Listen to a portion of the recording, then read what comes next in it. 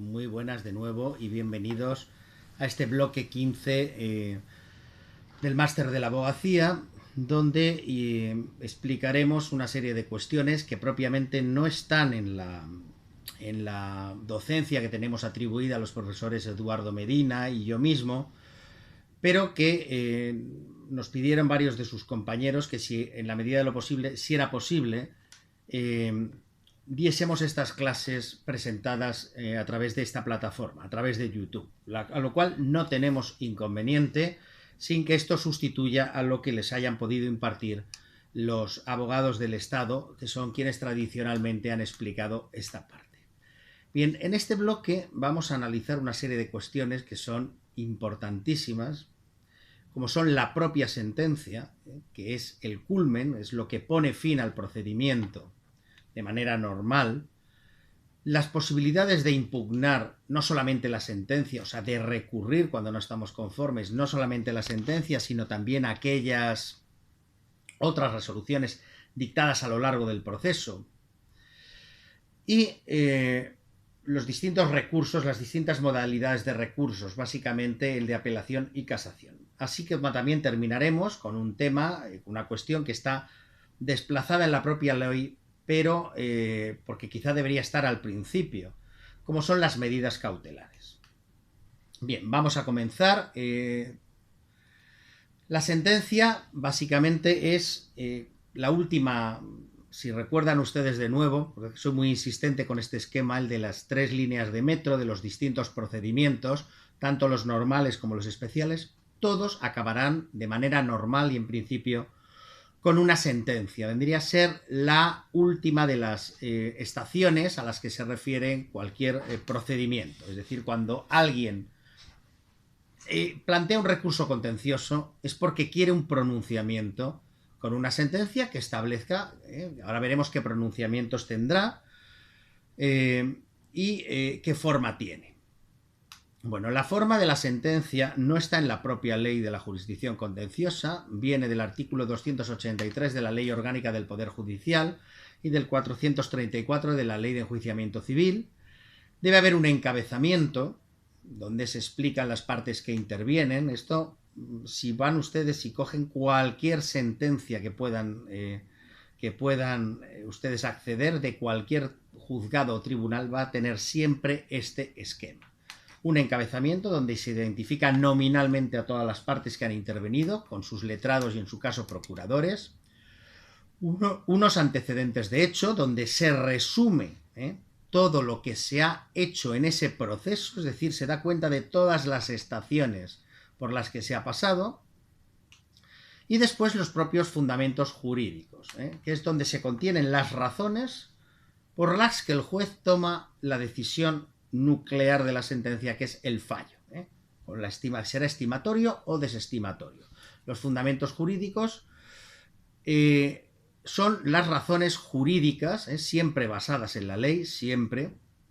Finalmente vendría el pie de recurso, al igual que en un procedimiento administrativo hay que indicarle al recurrente los recursos que cabe interponer contra esa sentencia, y la firma del juez, que en la actualidad es una firma electrónica.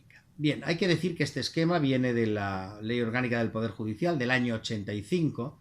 Antes, si leen ustedes jurisprudencia más antigua, no creo en la actualidad, porque bueno, pero si se encuentran con sentencias más antiguas, los antecedentes de hecho y los fundamentos jurídicos se denominaban resultandos y considerandos. Resultandos y considerandos. Y además era resultando que en fecha tal se inició, resultando que en fecha tal. Y los fundamentos jurídicos eran los considerandos. Considerando que el artículo tal de la ley de la jurisdicción contenciosa impone. Considerando. Claro, esta redacción era muy arcaica porque obligaba a iniciar la frase con un gerundio, ¿no? Y daba lugar a redacciones muy alambicadas, y precisamente se quiso simplificar aquel lenguaje tan recargado. En la diapositiva 3 tienen que efectivamente el modo normal de un procedimiento, de terminar un procedimiento, será el de la sentencia, que deberá ser dictada en el plazo, dice el 67.1, en el plazo de 10 días, y cuyo contenido podrá ser Declarar la inadmisibilidad, acuérdense, si hay alguno de los elementos del artículo 69. La sentencia puede que sea inadmisible. En esos casos no se entra el juez a valorar del fondo del asunto. Imagínense que tenemos alguna causa de inadmisibilidad que no ha sido analizada mediante alegaciones previas, pero que se ha planteado por las partes, como por ejemplo la posible extemporaneidad del recurso. Si el recurso es extemporáneo, la sentencia declarará la inadmisibilidad del recurso, pero deja imprejuzgada la cuestión de fondo, no se pronuncia sobre el fondo. Si se entra en el fondo, podemos tener una sentencia estimatoria, total o parcialmente, o una sentencia desestimatoria. Es decir, la estimación da la razón al recurrente, bien en todas sus peticiones o bien en solo una o algunas de ellas. Y la desestimación, sencillamente, no da la razón al recurrente, pero no supone supone la confirmación del acto administrativo impugnado. Los efectos de la sentencia son erga omnes, artículos 72 y 73, y queda para una fase posterior, que esta sí nos corresponde a nosotros, el régimen de ejecución de las sentencias, que esta es una cuestión aparte porque esto ya es una fase aparte. Es decir, en una sentencia donde hayamos obtenido un pronunciamiento favorable, habrá que ejecutarlo, que es un derecho del justiciable y que lo dice la propia Constitución, y una obligación del juez juzgar sentencia y hacer ejecutar lo juzgado, fase de ejecución. Pero tenemos una serie de modos anormales de terminación del proceso, que los tenéis en los artículos 74 y siguientes. El primero, el desistimiento del artículo 74. Cualquier recurrente, por la razón que sea, puede desistir del proceso. Puede desistir del proceso sin necesidad de tener que explicar por qué desiste. El desistimiento no quiere decir que no pueda iniciar el mismo proceso si le conviene más tarde, no da lugar simplemente a un modo anormal que suele ser declarado por auto, no se llega a sentencia, da lugar donde se admite el desistimiento de la parte actora, que normalmente suele ser sin costas. El allanamiento, esto también está en el 74.2, el allanamiento lo es de la parte demandada, que normalmente suele ser la administración. Es cuando la administración reconoce las pretensiones y se allana a las mismas. Vuelvo a decir, en el ámbito contencioso es muy raro que la administración se allane. Luego tenemos un artículo 76, que es un artículo un tanto extravagante, porque no deja de ser un privilegio de la administración. El 76 regula, si lo leen ustedes, el reconocimiento de las pretensiones en vía administrativa. Es decir, iniciado un procedimiento, normalmente suele ser cuando se impugna un silencio, encontramos con que la administración es llamada a juicio y qué casualidad, entonces sí que resuelve lo que no había resuelto, dando lugar a un silencio. Y donde reconoce lo que el particular está impugnando. Esto, claro, desarma totalmente al recurrente, porque se encuentra con que se le ha reconocido lo que pedía judicialmente, pero con lo cual el procedimiento pierde el objeto. Es un supuesto muy parecido a la pérdida de objeto que hay en el artículo 22 de la Ley de Enjuiciamiento Civil, aunque no exactamente coincidente con el mismo, ya que es la propia administración la que tiene esa llave de poder dictar el acto. Aquí la cuestión está discutida o es discutible sobre si se deben imponer o no se deben imponer costas a la administración. Es decir, los recurrentes entienden que la administración ha resuelto porque ellos habían recurrido judicialmente, pero no necesariamente tiene que ser así. Al igual que el desistimiento, yo la opinión es que el allanamiento no debe suponer imposición de costas para la administración, pues usted hubiera podido también esperarse. Voy a decir que es discutido y hay doctrina, la mayoría que se inclina por imponer las costas a la administración. Y luego tenemos un procedimiento que es la conciliación o transacción, que está en el artículo 77, es algo normal en el ámbito civil, pero es muy poco utilizado en el contencioso. Es decir, cuando la administración, que tiene su sistema de recursos para filtrar plenamente si le da o no le da la razón a la administración, tenemos con que no le ha dado la razón al ciudadano y obliga a interponer un recurso judicial, muy rara vez se va a lograr una conciliación o transacción en el seno del procedimiento.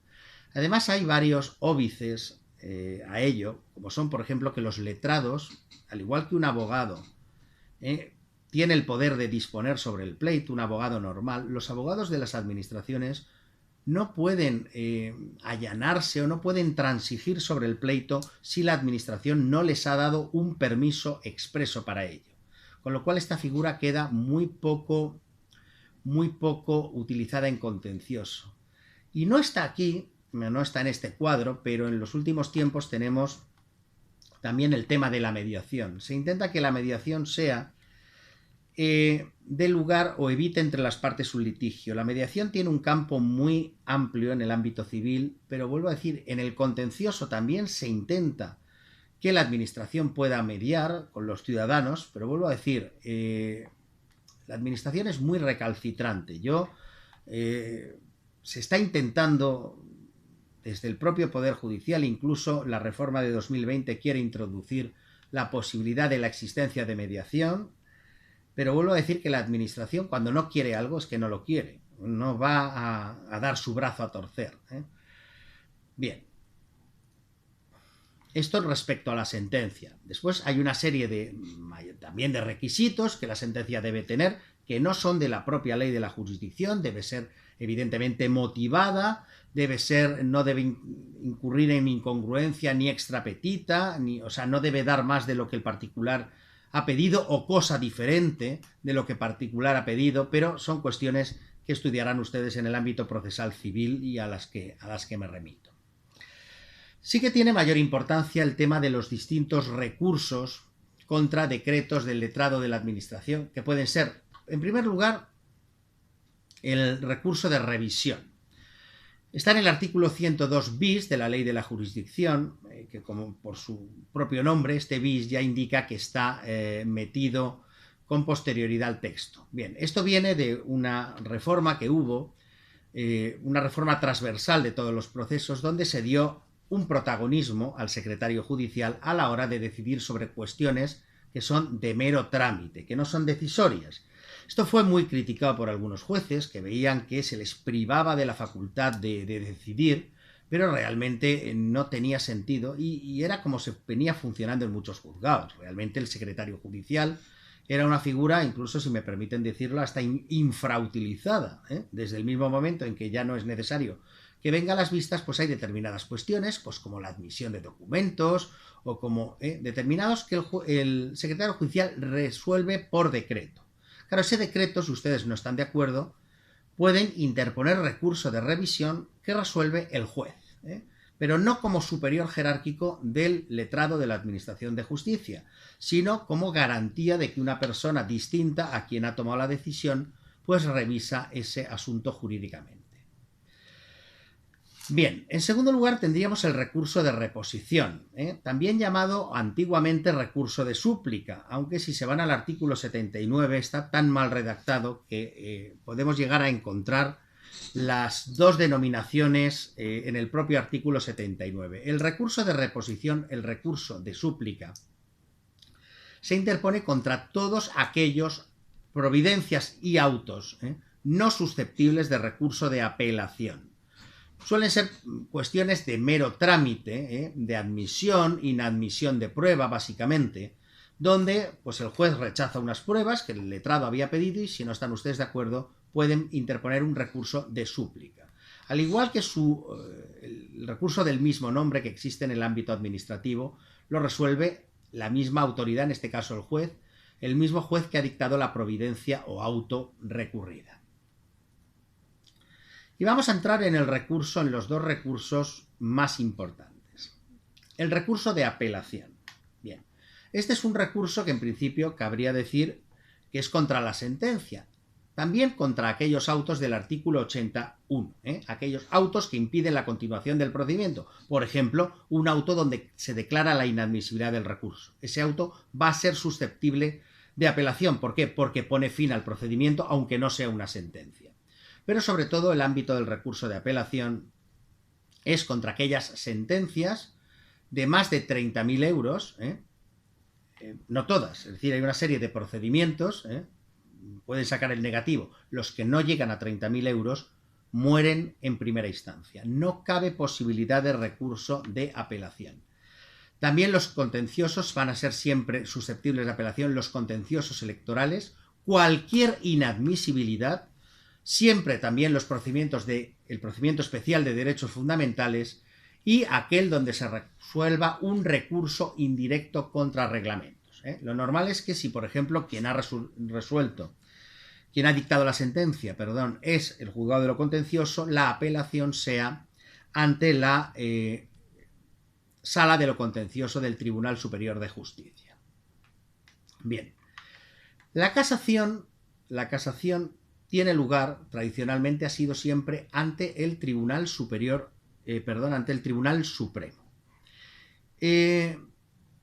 Hasta el año 2015, si para apelar hacían falta más de 30.000 euros, para la casación era una cifra todavía mucho mayor, lo cual había desdibujado, se habían ido elevando hasta límites absolutamente inalcanzables el tema del acceso al recurso de casación. ¿Esto con qué objetivo? Con el objetivo de liberar de trabajo al Tribunal Supremo, pero esto creaba una disfuncionalidad. Era tal el nivel, era tan elevado, que solamente las grandes corporaciones eran las que podían acceder al recurso de casación.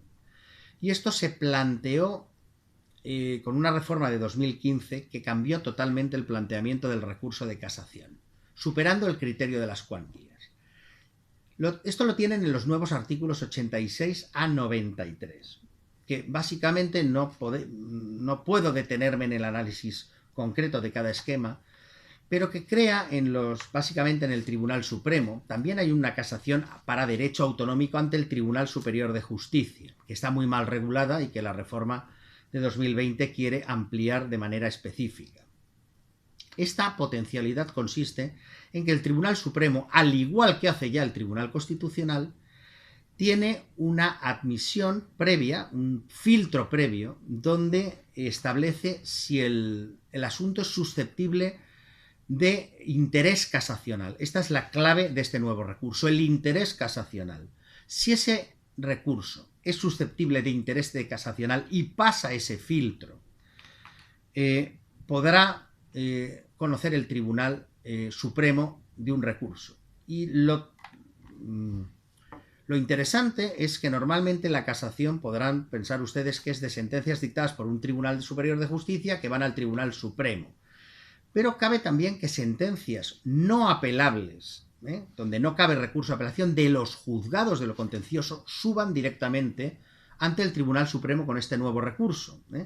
Siempre que presenten interés casacional. Así, por ejemplo, se han dictado por el Tribunal Supremo, en el tema de las licencias estas de los VTC, la competencia que hay con el taxi, todo este asunto de los Uber, este tipo de asuntos que resolvían los juzgados de lo contencioso y que por razón de la cuantía no cabía recurso, sí que ha conocido el Tribunal Supremo y ha dictado sentencia. Por lo tanto, tiene una gran potencia. Este nuevo esquema está funcionando muy bien, pero realmente, y los abogados se lo podrán confirmar, hay que convencer al Tribunal Supremo del interés casacional, y esto se hace publicando aquellas... Claro, es decir, el Tribunal Supremo viene obligado a publicar aquellos autos donde se admite el interés casacional y de lo que cabe extraer cuáles son los criterios que el Tribunal Supremo considera. En la práctica es bastante difícil acceder. El sistema está hecho para que sea difícil, y además es el propio Tribunal Supremo, aunque debe motivarlo a través de auto, el que decide al final si el asunto pasa o no pasa el interés casacional. Después tenemos el recurso de revisión contra las sentencias, que este es un recurso, al igual que el recurso extraordinario de revisión que existe en el procedimiento administrativo común, este es un recurso que también tiene un carácter extraordinario. que procede solamente en aquellos casos tasados del artículo 102 de la Ley de la Jurisdicción, que aparezcan documentos relevantes, es decir, es un recurso excepcional, cuando se dan los supuestos, solamente los supuestos del artículo 102, en los cuales no me voy a detener y a cuya lectura les remito. Bien, una de las cuestiones más, aunque también existen en otros procedimientos, pero que son muy llamativas en el ámbito contencioso, son las medidas cautelares. La medida cautelar está en los artículos 129 a 136 y son o resultan necesarias por la enorme duración de los procedimientos contenciosos, que a veces se extiende hasta varios años antes de tener sentencia. Y un tema que ha sido muy estudiado por la doctrina. ¿Qué es una medida cautelar? Básicamente, la posibilidad de solicitarle al juez, en el 95% de los casos va a ser la suspensión de la ejecución del acto administrativo. Imagínense que hay un acto administrativo que obliga a demoler una edificación porque la considera ilegal, pero estamos discutiendo, esto es lo que ha dicho la administración. Claro, la administración tiene un privilegio que ustedes vieron, que era el de la ejecutividad del acto administrativo.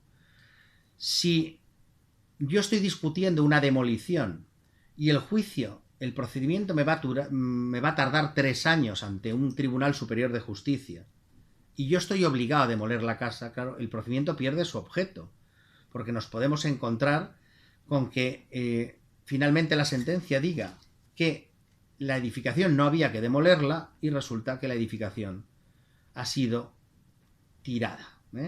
Ha sido tirada porque el acto administrativo es ejecutivo. Pues para esto están las medidas cautelares. Las medidas, dice la ley, que se pueden solicitar en cualquier momento del proceso, aunque lo normal es solicitarlas desde el inicio, al principio, en el propio escrito de interposición, si es un procedimiento abreviado, o en la propia demanda, si es en el propio escrito de interposición, si es un procedimiento ordinario, o en la propia demanda, si es un procedimiento abreviado.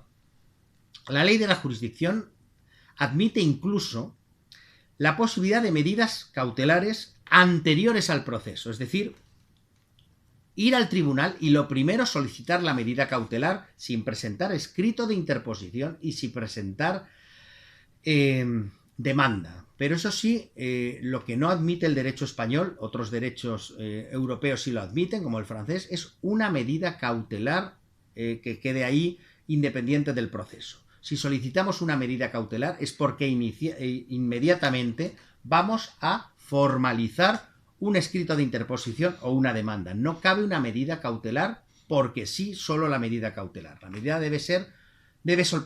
puede solicitarse antes del proceso, pero condicionada a formalizar en tiempo y forma el recurso, si no, la medida decaerá. El contenido de las medidas cautelares. En el 95% de los casos, al igual que la jurisdicción juzga actos administrativos, pues en el 95% de los casos lo normal va a ser solicitar la suspensión del acto administrativo. Los letrados dicen la suspensión del acto administrativo, pero realmente lo que se solicita es la suspensión de la ejecutividad del acto administrativo, es decir, de el privilegio que tiene la administración de ejecutar forzosamente ese acto administrativo si el particular no lo quiere. Es decir, porque el hecho de que se interponga un recurso no quiere decir que el acto deje de ser ejecutivo. Esto tienen ustedes que tenerlo muy claro. La administración, incluso estando un recurso sometido al juez, puede llegar a obligar a ejecutar el acto administrativo, obligar a demoler, obligar a pagar la sanción, obligar al cierre del establecimiento. Si no se solicita la medida cautelar, el acto sigue siendo ejecutivo. El recurso contencioso no tiene efectos suspensivos. Cabe también la posibilidad, realmente la ley lo contempla en términos muy amplios, pero en la práctica es mucho más reducido, solicitar medidas cautelares positivas. Esto plantea un riesgo. Es decir, si el acto administrativo tiene contenido negativo, y yo no obtengo por ejemplo, una licencia de apertura de un establecimiento, una medida cautelar positiva sería pedirle al juzgado la apertura cautelar del establecimiento. No la apertura, sino la propia licencia para estar tramitando. Claro, esto plantea un problema. Las medidas cautelares las de contenido positivo plantean un problema para el juez. El juez no es porque no es competencia del juez otorgar una licencia. Imagínense que el ayuntamiento deniega una licencia de apertura de una discoteca porque no tiene unas salidas de emergencia adecuadas y el particular pide como medida cautelar que se le conceda poder abrir ya esa discoteca. El juez lo concede, la discoteca abre y hay un accidente en el que mueren varias personas, precisamente porque había falta de salidas de emergencia. ¿Quién es entonces el responsable? ¿El ayuntamiento o el juez que ha dado una licencia cuando no le corresponde dar licencias? Con esto hay que ser muy cautos, es decir, no es función la del juez, esto lo vemos también mucho en extranjería, y que me den un permiso mientras se resuelva. Es que en los juzgados no se dan permisos, en los juzgados se enjuicia si un acto administrativo es o no es conforme a derecho. Y si no es conforme a derecho, podremos obligar a la administración a darle ese permiso, pero no es el juez quien debe dar. Las medidas cautelares positivas tienen un cierto peligro. Los elementos necesarios para poder otorgar una medida de régimen general, después me referiré a las cautelarísimas, de régimen general son el fumus boni iuris o la apariencia de buen derecho, el periculum in mora o el peligro en el retraso precisamente por el tiempo de duración del proceso, y después viene una ponderación que está en el artículo 130 que el juez debe hacer de todos los intereses en conflicto, del interés particular que representa el recurrente y del interés general que representa la administración, sin que el interés general sea por sí solo un motivo suficiente para denegar la medida cautelar. La administración tiene en la pieza de medidas que explicar por qué quiere que el acto se mantenga o por qué quiere que el acto siga siendo ejecutivo. Estas tres cuestiones hay que precisarlas de manera adecuada. Si no existe una apariencia de buen derecho, un fumus, o un periculum in mora y la debida ponderación, no habrá medida cautelar. La tramitación de la medida cautelar se hace en pieza separada y se resuelve por auto, que debe ser, en los casos donde se conceda, de inmediato cumplimiento para la administración. Bien, como motivo histórico, un poco la primera medida cautelar o como anécdota que se concedió en España fue un auto de la entonces Audiencia Territorial de Bilbao, hoy Tribunal Superior de Justicia del País Vasco, de 19 de mayo del año 33, donde se acordó la suspensión del acuerdo de demolición de la estatua del Sagrado Corazón de Bilbao, que está en esta avenida, en la actualidad está esto en el centro de Bilbao, muy cerca del campo del Atlético de Bilbao, que había sido acordada por el Ayuntamiento republicano el 8 de febrero de 1933 y que fue lo que permitió que esa estatua no se demoliera. Fue la primera medida cautelar que se conoce en materia de urbanismo. Bueno, ¿qué límites tienen las medidas cautelares?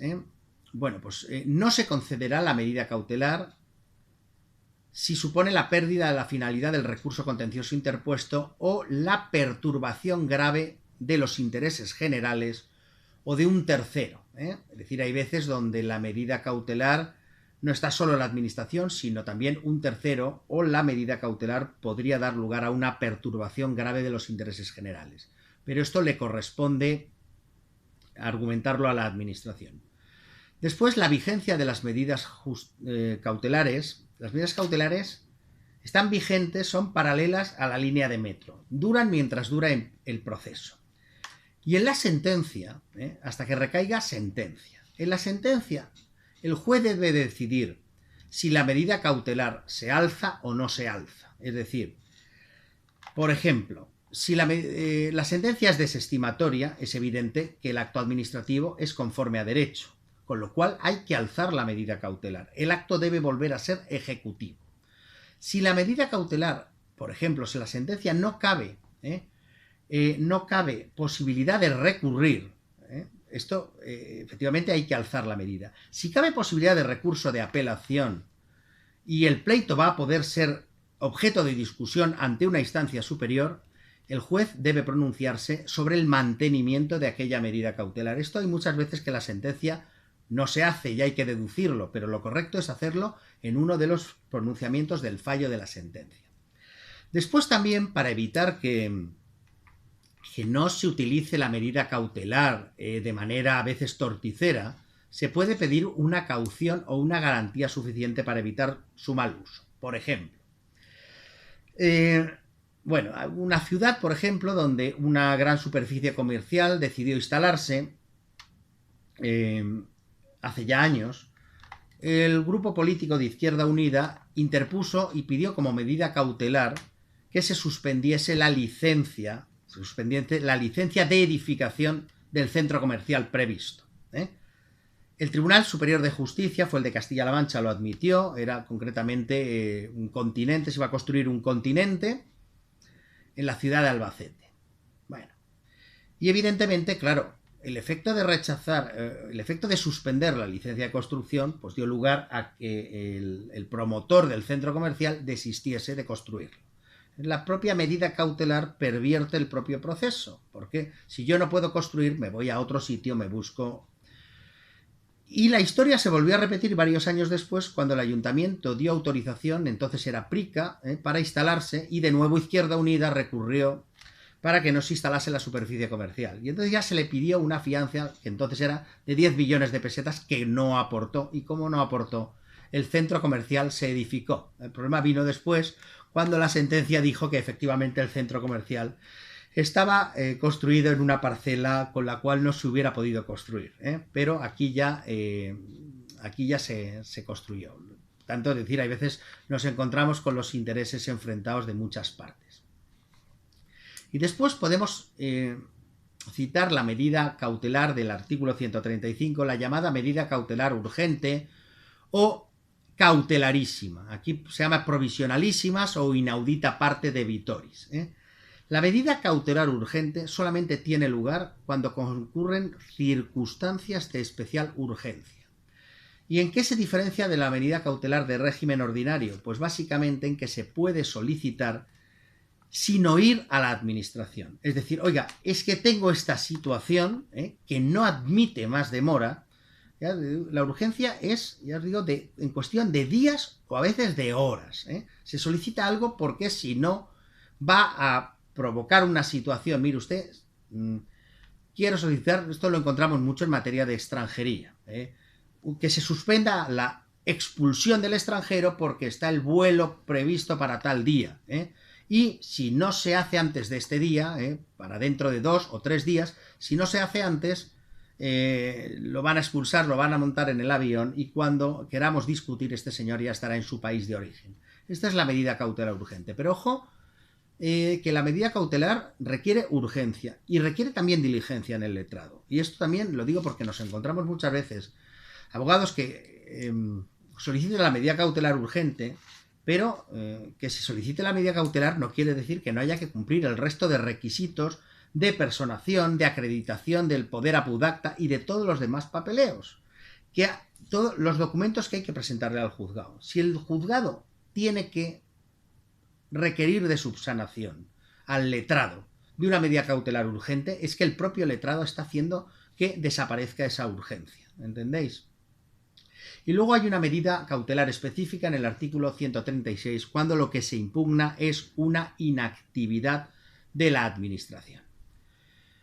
Bien, y con esto doy por finalizado este bloque y pasamos ya a la fase, lo que sería la ejecución de las sentencias, que de nuevo es la fase que nos corresponde explicar a nosotros. Muchas gracias.